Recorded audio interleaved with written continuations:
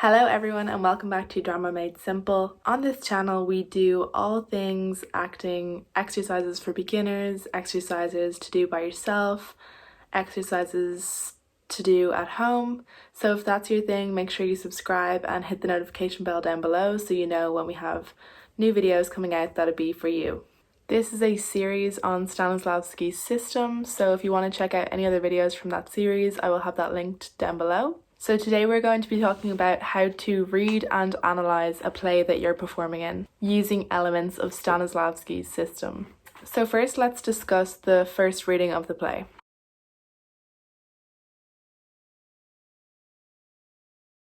In Stanislavski's book, Creating a Role, he talks about how important it is to really make a ceremony of the first reading of a play. If you're, dipping in and out of reading it, or starting and stopping, or you're distracted while you're reading it, you're not really going to be able to take in all that the play has to offer. So it's really important that the first time you read a play, you do so in a quiet environment where you won't be disturbed and you're able to read it in full. But at the same time, it shouldn't be too comfortable that you can't, concentrate on reading the play and really focus on what's going on. So it should be like a good mix of quiet and comfortable and concentrated or focused environment. So maybe that's somewhere like a library for you, that every time you get a new script to read for the first time, you head down to the library and really be able to give yourself the time to really take in all of the play. If you think about any film performance or any play you've seen or a song you've heard that really spoke to you, so if you just think about something that has had a big impact on you, think about how it would be if for the first time that you had heard it or saw it, that you were pressing pause, going off, having coffee, coming back, watching it again, or you were distracted like on your phone or whatever the first time you were watching it. Think about whether that film or song would have had the same impact on you had you been watching it in a distracted environment versus if you were sitting down in the cinema completely focused on the movie or whatever it was. That's why it's so important to really make a ritual or a ceremony of reading the play for the first time. Even if you've had previous contact with the play, perhaps you've seen it before or you read it as part of school or have read part of it, it's still important that the first time you're reading it, knowing that you're going to be playing a certain role, that you really give yourself the time to read it undisturbed and in full. So after you've read the play for the first time, or maybe a couple of times to really let it sink in, then it's time to start analysing the play.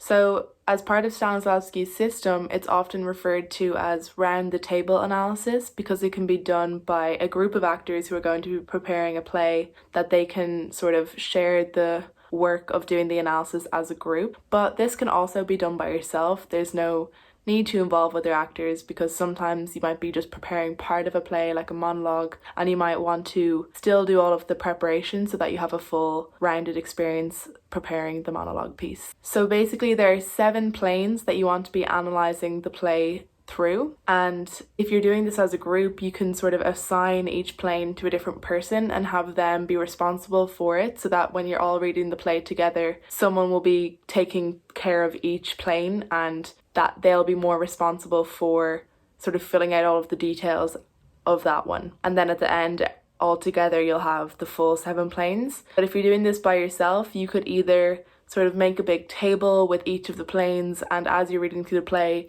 each time a part of the play resonates with a different plane, you would, stop and write down whatever it is into each of those headings. Or if that's too sort of complicated for you, if you're not very good at multitasking, you might want to read the play a different time for each plane and just only think about that one for each reading. So the first plane is the external plane, and that is the facts of the play, all of the events that occur, the general plot and the form. So whether it might be a linear or fragmented play, so do the events happen in order?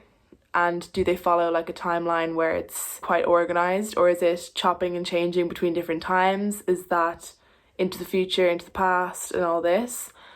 And as well, like how long the action takes place over. So is it all happening in one day? Is it happening in a week? Does it happen over years? All of those things will be important. And then basically everything that happens. So the events can include every major event that happens in the play. And then we have the plane of the social situation, and that can be subdivided into 3 categories. So the character's class, their nationality, and the time in history. These will all have a strong influence on the characters and the type of things that they can do, as well as the events that might happen in the play, and the development of characters, and the sorts of situations that the characters will be in will be heavily dependent on their social situation.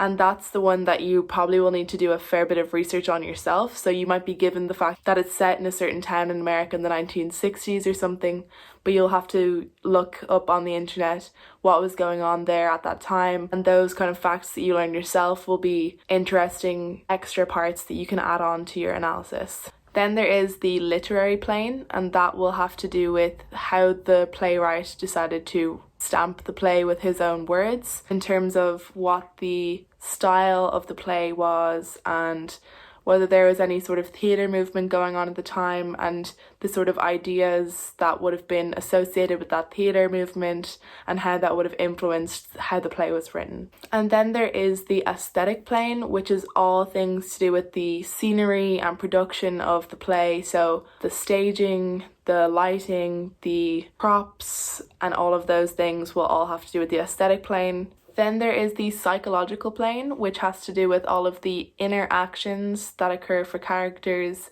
the inner characterizations that they have, as well as the emotions and feelings of the characters and their objectives. And similarly, there's the physical plane, which involves the physical characterizations of the characters and how their psychological objectives are turned into physical actions. And finally, there is the plane of personal and creative feelings. So this is individual to every actor, and it'll be all of the things that excited you or caused you to think more, or perhaps some way the part was written that you then thought, oh, maybe it could be this way. And that'll be individual to you. That is the part that means that when you play a part, it's different to how somebody else does. Whereas the previously mentioned psychological and physical planes, they're all of the things that the actual playwright has told you about the character's psyche and physical state, whereas the personal attributes that you give them will all fall into the personal and creative feelings plane. So I guess now you're wondering, what do you do with all of this information once you've compiled it all? And that would be to transcribe it into the given circumstances of the play.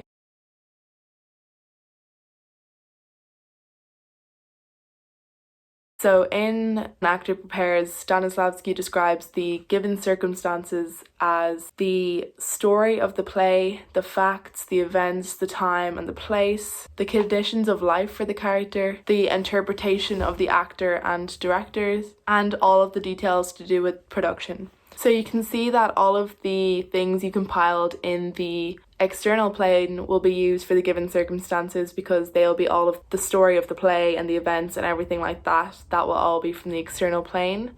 And then what is mentioned about the conditions of life for the characters, that will be to do with the plane of the social situation, which you previously described as their character's class, nationality, and the history, and how that will influence the kind of situations the characters can be in and how they might react to different situations. And then the actor and director's interpretations as part of the given circumstances will be to do with the plane of personal and creative feelings, as well as all of the aspects of stage design and production. They will all be to do with the aesthetic plane in some regard. And then what do you do once you have the given circumstances all sorted out? Well, the thing to do then is to imagine yourself in these circumstances and say, what would I do if I was in this situation? And taking into account all you know about the character's life, their social situation, their background, and seeing, okay, in this new situation in the play, based on everything I know from doing this analysis, what would I do in this situation? And that will lead you to be able to create real, true actions and objectives and emotions on stage. So I hope you liked this video. I hope it was helpful. If you have any questions, please ask in the comments below, because I will be happy to talk more about this. The next video will be all about how to break down a scene using elements of Stanislavski's system. So if you want to see that video, do make sure that you subscribe and hit the notification bell so that you know when it's up, and I will see you guys in the next video.